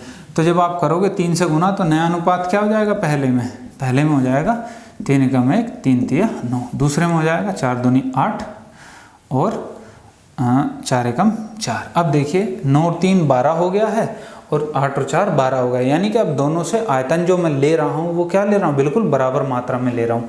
तो अब मुझे तीसरे में देखना है कितना हो जाएगा। तो तीसरे में कुछ नहीं करना है, मिल्क और मिल्क को एक साथ जोड़ दो और दूध को। तो 8 और 3 11 और 9 और 4 13, यही क्या है आपका अनुपात है। नए तीसरे बर्तन में अनुपात कितना हो जाएगा? 11:13। आप इस क्वेश्चन को बेसिक से भी करके देखें एक बार ट्राई, कि बेसिक से आप इसे कैसे निकाल सकते थे। ठीक है, बेसिक का मैं थोड़ा सा बता देता हूँ आपको। इसमें से दूध देखना है आपको, दूध कितना है, और इसमें से दूध देखना है दूध कितना है, और उनको दूध को अलग जोड़ना है और पानी को अलग जोड़ना है। तो आप इस पर बेसिक से प्रैक्टिस करके देखें इस क्वेश्चन को कि कैसे कर सकते थे बेसिक से। चलिए अगला क्वेश्चन देख लेते हैं। तो देखिए दोस्तों, ये रहा आपका नेक्स्ट क्वेश्चन आपकी स्क्रीन पे। कह रहा है 3a + 5b अनुपात 3a - 5b का अनुपात जो दे रखा है आपको 5:1 दिया हुआ है, और आपसे पूछ रहा है a अनुपात b की वैल्यू क्या होगी। ठीक है, इस टाइप के क्वेश्चन को आपको कैसे करना है? 3a + 5b अनुपात 3a - 5b, इसका जो दिया हुआ है ये दिया हुआ है आपको 5:1। ठीक है, और आपसे पूछा है कि a अनुपात b आप बता दीजिए मुझे क्या होगा। तो आप देख रहे हैं ऐसे क्वेश्चनों में क्या करना है, आपको पता है यही चीज़ यहाँ प्लस हो रही है, यही चीज़ इनके बीच में क्या है, यहाँ माइनस है। तो मैं ये कह सकता हूँ अगर मैं इन दोनों अनुपात को जोड़ दूँ तो मुझे क्या मिलेगा? 3a + 5b और प्लस 3a - 5b। मैंने दोनों को जोड़ दिया यहाँ पे, तो मुझे क्या पता चल गया, यहाँ से ये मेरा आपस में कैंसिल हो जाएंगे। तो यहाँ से मुझे 6a मिल गया। 6a कितना मिलेगा? जब आपने यहाँ दोनों अनुपात को जोड़ा है तो यहाँ भी तो आप अनुपात दोनों को जोड़ेंगे, तो यहाँ से भी आपको कितना मिल जाएगा? 6। तो यहाँ से आप देखेंगे a की वैल्यू कितनी आ गई आपके पास? 6/6 यानी कि 1। 1 आ गई आपके पास किसकी? a की वैल्यू। अब अगर मैं इन दोनों इक्वेशन को घटा दूं, अभी मैंने जोड़ा था, अगर मैं इन दोनों को घटा दूं, इसमें से अगर मैं इसे घटाता हूं तो ये माइनस का हो जाएगा और ये प्लस का हो जाएगा। तो आप ऐसे लिख सकते हैं -3a + 5b। जब आपने इन दोनों को घटाया है तो इन्हें भी अगर घटाते हैं तो 5 में से 1 जाएगा, तो कितना बचेगा? यहाँ पे 4 बचेगा। तो 3a से 3a कट जाएगा, अब कितना आ जाएगा? 10b। 10b बराबर हो जाएगा 4 के। तो यहाँ से b की वैल्यू कितनी आ गई? 4/10 यानी कि 2/5। ये आपकी b की वैल्यू पता चल गई और ये आपको a की वैल्यू पता चल गई। तो यहाँ से a अनुपात भी निकालना इजी हो गया आपके लिए। कितना हो गया? 1:2/5। तो अनुपात कभी भी बटे में नहीं होता है, तो आप क्या करें, इस अनुपात में 5 से गुणा कर लें। तो जब आप 5 से गुणा करेंगे तो यहाँ हो जाएगा 5, और जब यहाँ 5 से गुणा करेंगे तो 5 से 5 कैंसिल हो जाएगा, तो यहाँ आ जाएगा 2। तो आपका आंसर क्या आ गया? a अनुपात b कितना हो गया? 5:2। तो इस तरीके के क्वेश्चन में आपको इस तरीके के मेथड का इस्तेमाल करना चाहिए जिससे क्वेश्चन आसानी से सॉल्व हो सके। चलिए अगला क्वेश्चन देख लेते हैं। तो देखिए दोस्तों, अगला क्वेश्चन क्या पूछ रहा है आपसे कि यदि a अनुपात b + c आपको दिया है 2:3 और a + b अनुपात c आपको दिया 8:7, तो आपसे पूछ रहा है a अनुपात b अनुपात c आप ज्ञात कीजिए। तो लिख लेते हैं। सबसे पहले हमें दिया क्या क्या है? a अनुपात b + c, ये भी दिया हुआ है कितना? 2:3 है, और यहाँ दिया आपको a + b अनुपात c, ये दिया हुआ आपको 8:7। आपसे पूछ रहा है a अनुपात b अनुपात c क्या होगा। तो देखिए इस टाइप के क्वेश्चन को आप सॉल्व करके देखें पहले कि आप कैसे इसे सॉल्व कर पाएंगे। थोड़ा इस पर दिमाग लगाएं, फिर इस तरह क्वेश्चन को कैसे करना चाहिए।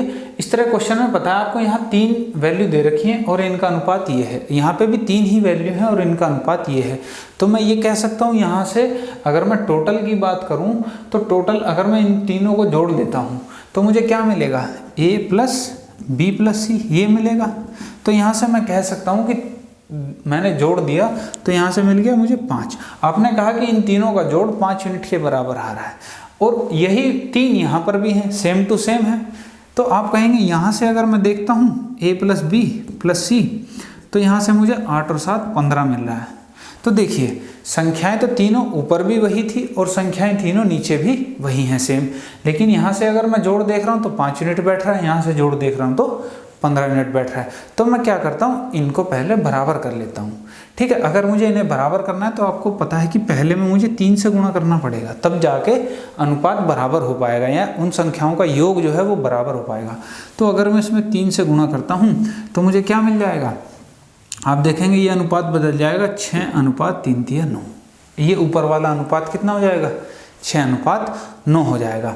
तो अब देखिए क्या आ गया आपके पास, a अनुपात b + c कितना आ गया?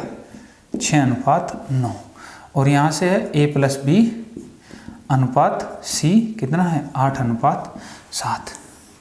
अब देखिए दोनों क्या चीज़ें हो गई, अब बराबर हो गई सारी चीज़ें। अब यहाँ से अब आप a को देखते हो तो a की वैल्यू कितनी है आपके पास, 6 है। मैं a b c अलग अलग लिख लेता हूँ। तो a की वैल्यू कितनी मिल गई, 6। यहाँ से और कौन सी संख्या अलग है, c अलग है आपके पास, तो c की वैल्यू आप देखते हो कितनी है, 7 है।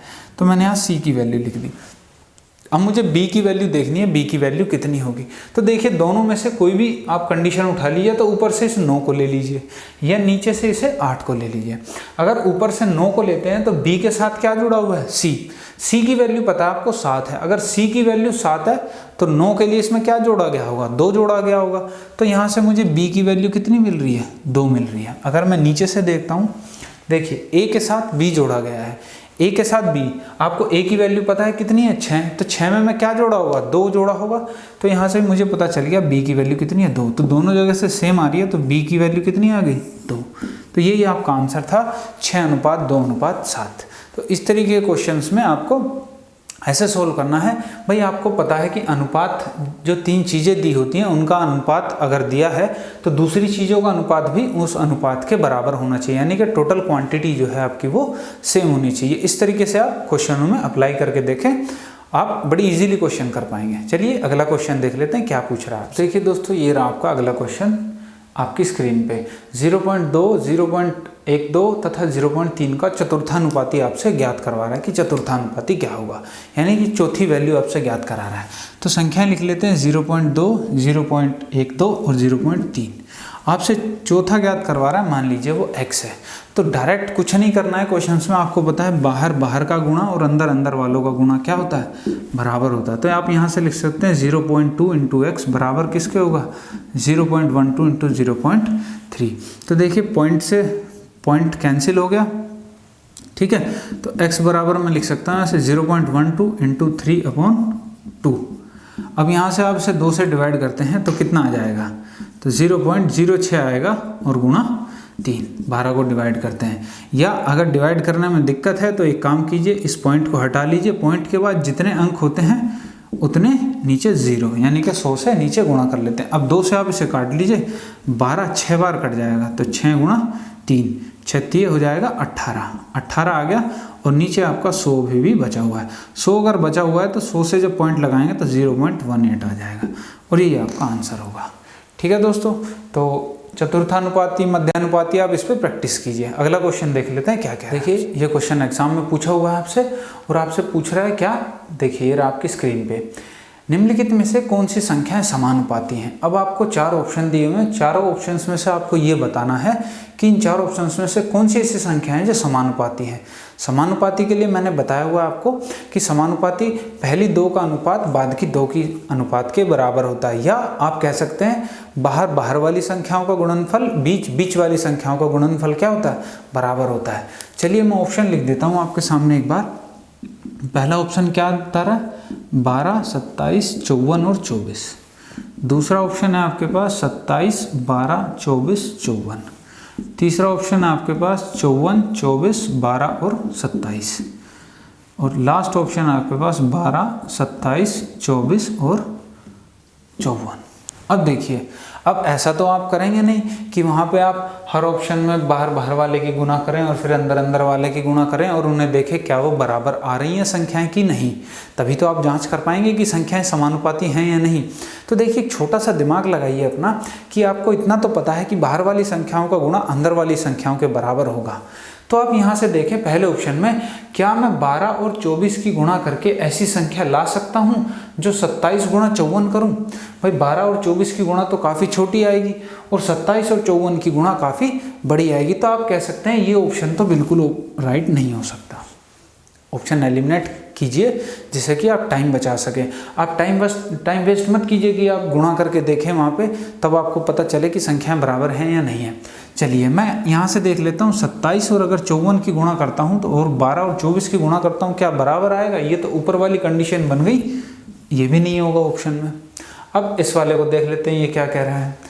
ये कह रहा है कि 54 और 27 की गुणा कीजिए और उसकी गुणा क्या 12 और 24 के गुणा के बराबर आएगी? ये भी नहीं हो सकता है, क्योंकि बाहर वाली संख्याएं दोनों क्या हैं, आपस में बड़ी हैं और अंदर वाली संख्याएं दोनों इनसे छोटी हैं। तो ये वाला भी ऑप्शन बिल्कुल नहीं हो सकता। अब बच गया ये ऑप्शन, तो आप इस पर बिल्कुल टिक लगा सकते हैं। और अगर कंफर्म करना चाहते हैं तो आप गुणा करके भी देख सकते हैं। जैसे 12 और 54 की गुणा, बाहर वाले की गुणा कितनी, 27 और 24 के बराबर होनी चाहिए।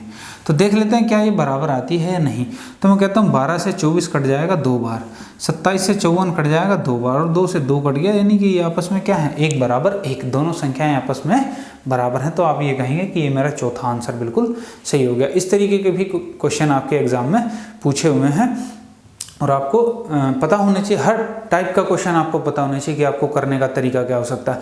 आपको ऑप्शन भी इसलिए दिए जाते हैं कि आप ऑप्शन से भी क्वेश्चन को एलिमिनेट कर सकें। अगर आप यहाँ पे क्वेश्चन से सॉल्व करना स्टार्ट करते हैं तो आपका काफ़ी टाइम वेस्ट हो जाता।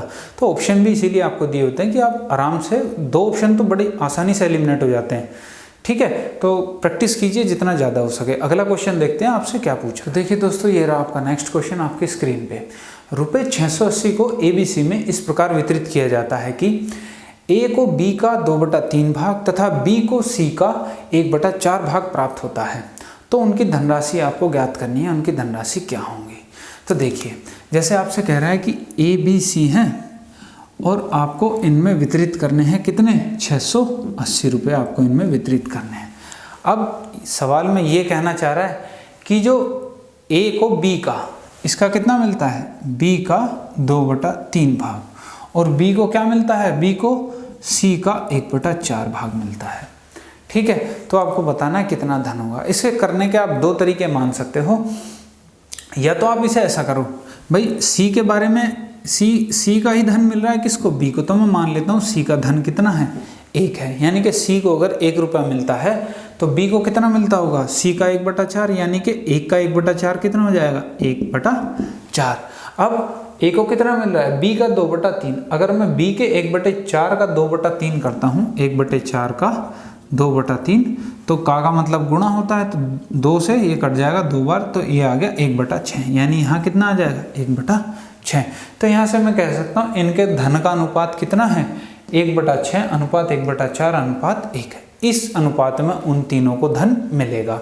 अब आपको पता है कि अनुपात में, बटे में अनुपात कभी भी नहीं होता है। तो आप कहते हैं यहाँ से अगर मैं 12 से गुणा कर दूं, ऐसी संख्या से गुणा करूं जिससे नीचे वाली संख्याएं खत्म हो जाएं, तो 12 है वो, उससे गुणा कर लेता हूं तो अनुपात बटे से खत्म हो जाएगा। 12 से करूंगा तो यहाँ 2 आ जाएगा, 12 से 4 से 12 3 बार कट जाएगा, और यहाँ 12 आ जाएगा। तो यानी कि किस अनुपात में बटेगा धन, 2:3:12 के अनुपात में। ये था इनका अनुपात निकालने का तरीका। या आप स्टार्टिंग से ही ऐसे भी कर सकते थे कि आपको पता है इसे 2/3 मिल रहा है, इसे 1/4 मिल रहा है, तो मैं इन बटे वालों का अनुपात ले लूँ 4 और 3 का, क्या आ जाएगा 12। यही मान लेता हूँ मैं कि इसको 12 भाग मिलते हैं, 12 मिलते हैं, तो B को C का कितना मिलता है, 1/4। तो 1/4 करोगे तो कितना आ जाएगा, 4 × 12, यहाँ पे 3 आ जाएगा।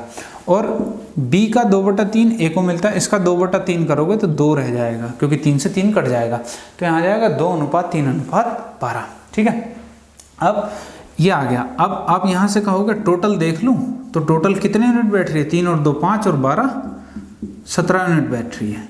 टोटल कितनी है, 17 यूनिट है। अब आप 17 यूनिट को दिया हुआ है आपको सवाल में 680 रुपये में वितरित करना है, तो 1 यूनिट की वैल्यू कितनी हो जाएगी, 17 चौका 68, 40 रुपये। 17 से आप 680 को भाग दोगे तो कितनी हो जाएगी, 40 रुपये। अब 1 यूनिट की वैल्यू 40 है, तो आपसे पूछा गया तीनों का धन, तो 40 कितनी गुणा 40 करोगे तो ये 80, और गुणा 40 करोगे तो 120, और गुणा 40 करोगे तो 12 चौक 48, 480। ये आपके आंसर आ जाएंगे। ठीक है, तो इस तरीके से आपको दिमाग लगाना है क्वेश्चंस को, कैसे आपको सॉल्व करना है जितनी जल्दी हो सके। ठीक है दोस्तों, आगे का क्वेश्चन देख लेते हैं आपसे क्या पूछे। देखिए नेक्स्ट क्वेश्चन आपसे क्या कह रहा है, ये रहा स्क्रीन पे। 2 संख्या का अनुपात 3:5 है। यदि प्रत्येक संख्या में 10 जोड़ दिया जाए तो अनुपात 5:7 हो जाता है। तो संख्याएं का अंतर आपको ज्ञात करना है कि संख्याओं का अंतर क्या होगा। तो देखिए आपको क्या दिया है, 2 संख्याओं का अनुपात है 3:5। इनमें मैं 10-10 जोड़ देता हूँ तो कितना हो जाता है, 5 और 7 हो जाता है। तो इसमें वही तरीका इस्तेमाल करना है अपना कि भाई जब मैं दोनों चीज़ों में बराबर जोड़ रहा हूँ 10 और 10, तो आपको पता है यहाँ अंतर देख लेता हूँ कितना है, 2 का अंतर है। यहाँ अंतर कितना है, यहाँ भी 2 का अंतर है, यानी कि दोनों तरफ से बराबर अंतर आ रहा है। तो ये जो अंतर है आपका 2 यूनिट का जो अंतर है ये किसके बराबर हो जाएगा? आपने क्या जोड़ा है दोनों में? 10 जोड़ा है, तो 2 यूनिट की वैल्यू आ जाएगी 10। तो 1 यूनिट की वैल्यू कितनी आ गई? 5। आपसे पूछा गया है संख्याओं का अंतर। तो देखिए संख्याओं का अंतर आपसे पूछा गया है, तो अंतर यहाँ पे 5 और 3 का अगर अंतर बात करूँ तो 2 यूनिट है। अगर 2 यूनिट पूछी गई है तो आपने 2 यूनिट निकाला है, कितना है? 10 है। तो यही आपका आंसर हो जाएगा 10। ठीक है, तो इस तरीके से प्रैक्टिस कीजिए आप।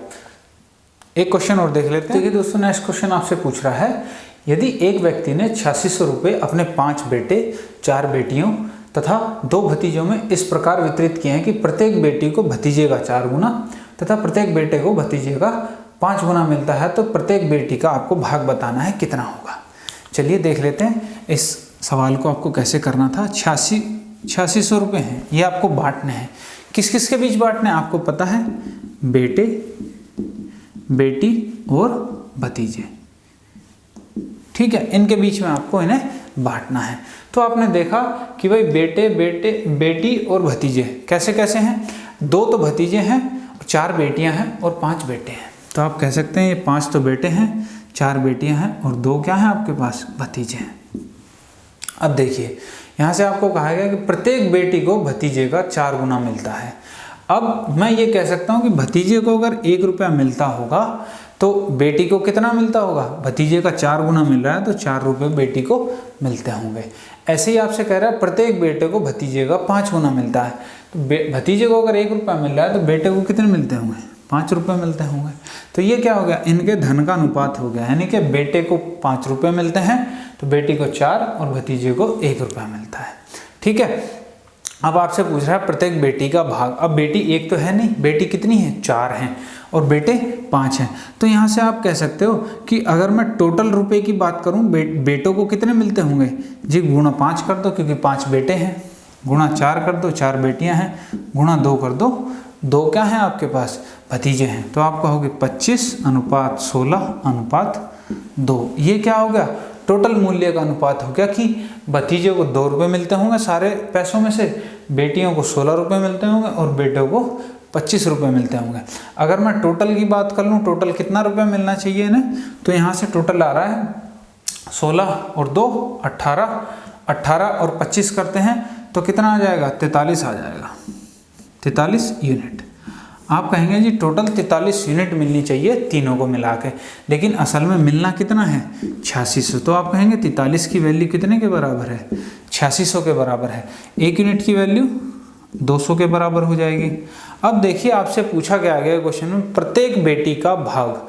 ऐसा मत कीजिएगा कि बेटी का भाग यहाँ पे 16 है और आपने कहा जी गुणा 2 कर दो, 16 दूनी 3200, 3200 रुपये और आप आंसर लगा के आ जाए, तो आपका आंसर क्या हो जाएगा? गलत हो जाएगा। तो आपको क्या करना है? आपसे प्रत्येक बेटी का पूछा गया, 1 यूनिट की वैल्यू कितनी आ रही है? 200। तो देखिए मैंने प्रत्येक बेटी का निकाला था, कितनी यूनिट थी? 4 यूनिट थी। 4 यूनिट में 4 बेटियों से गुना किया था तब आपकी 16 आई थी। तो प्रत्येक बेटी को कितनी मिलती है? 4 यूनिट। तो 4 यूनिट की वैल्यू कितनी हो जाएगी? 4 गुना 200 यानी कि 800 रुपये, और ये आंसर हो जाएगा आपका। यानी हर बेटी को कितने मिल रहे हैं? 800 रुपये मिल रहे हैं। ठीक है, तो अगला क्वेश्चन देख लेते हैं कि अगले आने वाले क्वेश्चन में आपसे क्या पूछ रहा है या क्या दिया हुआ। तो देखिए दोस्तों, ये रहा आपका नेक्स्ट क्वेश्चन आपकी स्क्रीन पे। ये किससे है आपका? ये पार्टनरशिप से है क्वेश्चन। देखिए क्या कह रहा है, ABC ने क्रम से 40,500, 45,000 रुपये तथा 60,000 रुपये के निवेश से व्यापार आरंभ किया। ABC ने तीनों ने पैसे लगाए। 6 महीने के बाद C ने 15,000 रुपये वापस ले लिए, जबकि A ने 4500 रुपये और निवेश कर दिए। ठीक है, आपसे कह रहा है 56,100 रुपये के वार्षिक लाभ में C का भाग A के भाग से कितना अधिक होगा, ये आपको यहाँ पे बताना है कि कितना अधिक होगा। तो चलिए देख लेते हैं। आपसे दिया गया है 3 हैं आपके पास निवेशक A, B और C। तो देखिए सबसे पहले A ने कितने लगाए हैं? 40,500, इसने लगाए हैं 45,000 और इसने लगाए हैं 60,000। ठीक है, आपसे कह रहा है कि 6 महीने के बाद C ने 1500 रुपये वापस ले लिए, यानी कि C ने लिए हैं 1500 रुपये वापस, 15,000। तो 15,000 अगर वापस ले लेता है तो इसके पास कितने बचेंगे? 45,000 बचेंगे। लेकिन ये काम इसने कब किया है? 6 महीने के बाद किया। तो आप ये कह सकते हैं कि ये जो 60,000 है ये 6 महीने के लिए पैसे लगे रहे व्यापार में, तो आप कहेंगे 6 की गुणा कर ली प्लस बाकी के जो 45,000 बच गए हैं, ये लाभ कब तक हो रहा है? लाभ हो रहा है 1 साल, वार्षिक लाभ से पूछ रहा है, तो यानी कि ये 45,000 भी कितने 6 महीने के लिए लगे रहे होंगे। अब बी का देख लेते हैं, बी का कुछ दिया है कि नहीं दिया हुआ है, जबकि ए ने 4500 रुपये और निवेश कर दिए। अब देखिए बी के बारे में कोई जानकारी नहीं है अभी, तो बी को छोड़ देते हैं, जिसके बारे में दिया हुआ है उसका देख लेते हैं। 40,500 रुपये उसने कितने महीनों के लिए लगाए होंगे? क्योंकि 6 महीने का टाइम दिया है कि 6 महीने बाद उसने 4500 रुपये और लगा दिए, तो आप कहेंगे प्लस 4500 हो जाएगा और गुणा 6, नहीं सॉरी 4500 रुपये और जोड़ दिए, तो 40,500 में 4500 और जोड़ोगे तो कितना हो जाएगा? ये 45,000। ये कितने महीने के लिए लगे रहेंगे? आपके 6 महीने के लिए, क्योंकि साल भर का वार्षिक लाभ हुआ है। ये हो जाएगा ए की वैल्यू। अब देखिए तो बचा बी, बी के बारे में कुछ नहीं कहा है कि इसने ना निकाले ना डाले, तो कहेंगे 12 महीने के लिए इसके 45,000 ही लगे होंगे। तो ये क्या हो जाएगा? इनका पूंजियों का निवेश हो जाएगा, और इसी अनुपात में क्या लाभ भी आपको इसी अनुपात में मिलेगा। तो देखिए यहाँ से अगर कुछ कॉमन आता है तो आप कॉमन काट लीजिए, अगर नहीं आता है तो आप वैसे कर लीजिए। आपको दिख रहा है कि 2 जीरो सब में आ जाएंगी, तो 2 जीरो में पहले ही काट लेता हूँ, ठीक है। और सब में 6 भी है, 6 यहाँ भी है, 6 यहाँ भी है, 12 में 6 होता है, 6 यहाँ भी है, तो 6 भी काट लेते हैं। एक 6 यहाँ से, दोनों में से 6 कॉमन आ जाएगा, 6 दूनी 12 और 6 यहाँ से कट जाएगा। अब देखिए क्या क्या आपके पास बच गया, 405 प्लस 450, तो आप इसे ऐड करेंगे कितना आ जाएगा? 5, 5 और 8, 855। यहाँ से कितना आ जाएगा? 450 गुना 2, यहाँ से आ जाएगा 900, और यहाँ से कितना आ जाएगा? 600 और 450, ये हो जाएगा आपका 1050। ये आ गया आपके पास। अब किससे कट रहा है? सभी के अंत में 0 या 5 मिल रहा है, तो 5 से तो कटेगा ही, 5 से काट लेते, 5 एकम 5, 5 सते 35, 1, और इसे काटोगे 5 एकम 5, 5 सट्ठे 40, 5 दूनी 10 और 5 एकम 5 और 0, ठीक है। ये आ जाएगा आपका 210। अभी भी कट रहा है किसी से? अभी मेरे ख्याल से ये किसी से नहीं कट रहा है। अगर नहीं कट रहा है तो आप क्या करें, इन तीनों को जोड़ के देखें, क्योंकि ये लाभ का अनुपात है, यानी कि लाभ इस अनुपात में बंटना है। तो टोटल लाभ देख लेते हैं यहाँ से कितना होगा। तो टोटल लाभ आपने देखा 1, 8 और 1 9, 9 7 16 का 6 हासिल 1, 1 और 1 2 और 2 4 और 1 5, टोटल कितना बैठ रहा है? 561 यूनिट टोटल बैठी है आपकी 561 यूनिट। और लाभ कितना दिया हुआ आपको? 56,100, यानी कि ये 561 यूनिट किसके बराबर है? 56,100 के। तो 1 यूनिट की वैल्यू कितनी हो जाएगी? 100 रुपये। जब 1 यूनिट की वैल्यू 100 रुपये हो गई तो आपसे सवाल में पूछा गया है सी का भाग ए के भाग से कितना अधिक है। सी का भाग ए के भाग से कितना अधिक है, तो आप देखें, मैं अधिक ही देख लेता हूँ कितना है। तो 210 में से आप अगर 171 को घटाते हैं तो कितना आ जाएगा? 9 और 3 39 आ जाएगा, यानी कि 39 यूनिट सी के पास अधिक हैं। तो आप कहोगे 39 यूनिट हैं, तो 1 यूनिट की वैल्यू 100 रुपये है, तो 39 यूनिट की वैल्यू कितनी हो जाएगी? 3900 रुपये। और यही आपका आंसर था इस क्वेश्चन का, ठीक है। तो बस आपको कुछ नहीं करना है, थोड़ी सी बस प्रैक्टिस करनी है आपको ऐसे क्वेश्चनों पे। चलिए अगला क्वेश्चन देख लेते हैं, आपके अगला क्वेश्चन एग्जाम में किस तरीके से आ सकता है। चलिए देखिए दोस्तों क्या कह रहा है आपसे अगला क्वेश्चन। क्वेश्चन है आपका 200 ग्राम की एक मिश्र धातु में जस्ते और तांबे का अनुपात कितना है? 5:3 के अनुपात में है। इसमें कितने ग्राम तांबा और मिला दिया जाए ताकि यह अनुपात बदल कर कितना हो जाए? 3:5 हो जाए। देखिए आपको क्या क्या दिया हुआ देख लेते हैं। आपके पास टोटल कितना है? 200 ग्राम का मिश्रण है। अगर 200 ग्राम का मिश्रण है, इसमें आपसे कह रहा है जस्ता और तांबा। जस्ता कितना है? पहले था 5:3 और बाद में कितना हो गया? ये था पहले, और अब कितना हो गया है?